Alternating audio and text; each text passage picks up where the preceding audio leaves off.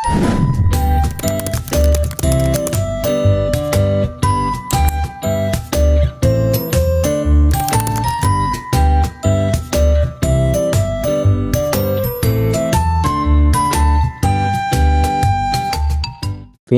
merupakan negara paling bahagia ke-1 dunia.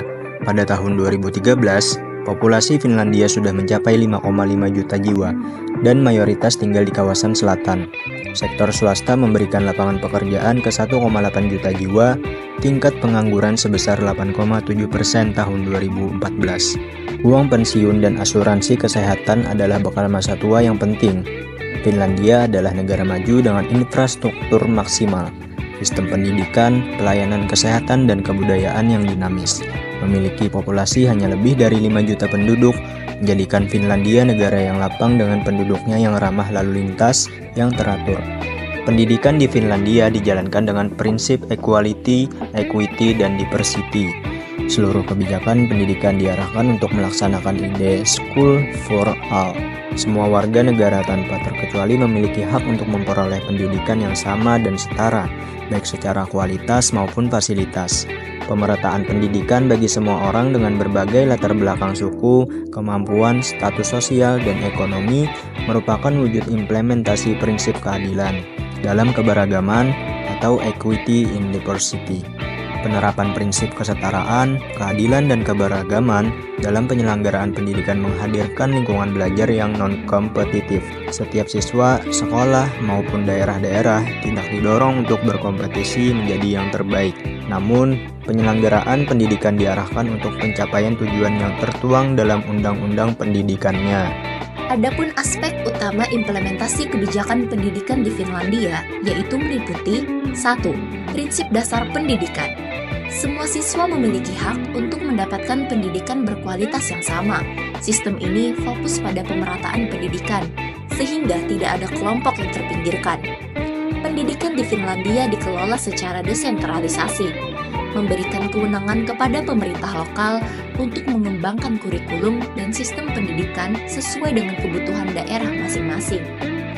Kurikulum nasional yang fleksibel berfungsi sebagai pedoman, tetapi sekolah memiliki kebebasan untuk merancang kurikulum lokal yang sesuai dengan konteks dan kebutuhan siswa.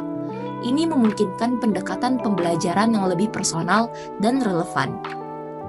Lalu yang kedua, ada metode pembelajaran dan penilaian. Siswa dapat memilih mata pelajaran dan menyusun jadwal belajar mereka sendiri, menciptakan pengalaman belajar yang lebih mandiri dan terpersonalisasi. Finlandia menerapkan prinsip test less, learn more, yang berarti mengurangi jumlah ujian formal dan lebih fokus pada pembelajaran itu sendiri.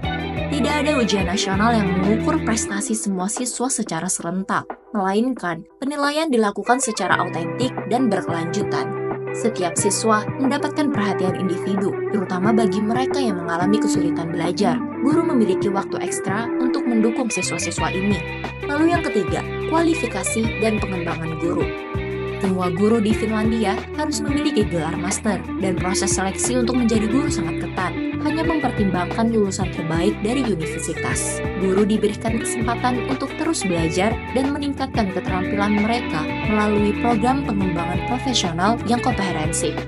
Adapun sistem pendidikan Finlandia terdiri dari 1. Pendidikan dan pengasuhan anak usia dini yang diberikan kepada anak sebelum wajib belajar dimulai. 2. Pendidikan prasekolah dasar yang diberikan kepada anak pada tahun sebelum dimulainya wajib belajar. 3. Pendidikan dasar 9 tahun atau sekolah komprehensif yang bersifat wajib. 4. Pendidikan menengah atas, yaitu pendidikan menengah atas umum atau pendidikan dan pelatihan kejuruan. 5. Pendidikan tinggi disediakan oleh universitas dan universitas ilmu terapan. Selain itu, pendidikan orang dewasa tersedia di semua tingkatan. Prinsip equality, equity, dan diversity dalam pendidikan Finlandia terbukti efektif dalam menciptakan sistem pendidikan yang inklusif dan berkualitas tinggi. Dengan menempatkan kesejahteraan siswa sebagai prioritas utama, Finlandia berhasil menghasilkan individu yang tidak hanya cerdas secara akademis, tetapi juga siap menghadapi tantangan sosial dan budaya di dunia global. Model ini dapat menjadi inspirasi bagi negara lain dalam upaya meningkatkan sistem pendidikan mereka.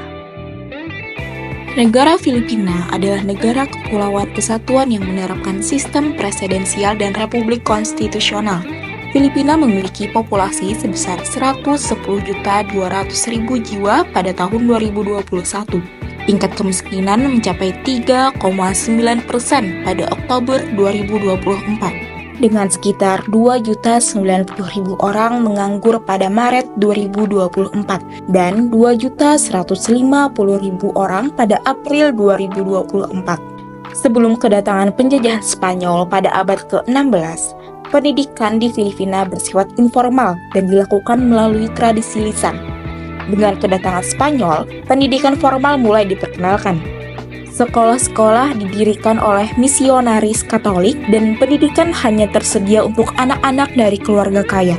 Kurikulum berfokus pada agama, bahasa Spanyol, dan keterampilan dasar. Setelah Perang Spanyol-Amerika, Amerika Serikat mengambil alih Filipina dan memperkenalkan sistem pendidikan publik yang lebih terstruktur. Mereka mendirikan sekolah-sekolah umum yang menyediakan pendidikan gratis dan wajib untuk anak-anak. Bahasa Inggris menjadi bahasa pengantar utama. Setelah meraih kemerdekaan pada tahun 1946, pemerintah Filipina berusaha memperbaiki dan memperluas sistem pendidikan. Kebijakan pendidikan nasional diperkenalkan dan berbagai program diberlakukan untuk meningkatkan akses dan kualitas pendidikan. Pada awal abad ke-21, pemerintah Filipina meluncurkan K-12 program yang bertujuan untuk meningkatkan kualitas pendidikan dengan memperpanjang masa pendidikan dasar menjadi 12 tahun. Program ini juga bertujuan untuk mempersiapkan siswa untuk dunia kerja dan pendidikan tinggi. Dalam hal ini, struktur kurikulum K-12 menjadi sorotan beberapa di antaranya.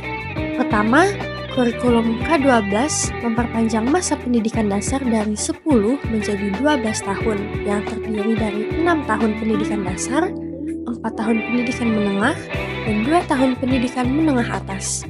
Kedua, kurikulum ini dirancang untuk memberikan pengalaman belajar yang lebih komprehensif. Dengan penekanan pada pengembangan keterampilan praktis dan akademis, siswa mengajarkan berbagai mata pelajaran termasuk sains, matematika, bahasa, seni, dan keterampilan hidup. Ketiga, pendidikan di tingkat awal menggunakan bahasa ibu sebagai bahasa pengantar hingga kelas 3 sebelum beralih ke bahasa Filipina dan Inggris. Pendekatan ini bertujuan untuk mendukung perkembangan bahasa dan keterampilan kognitif anak.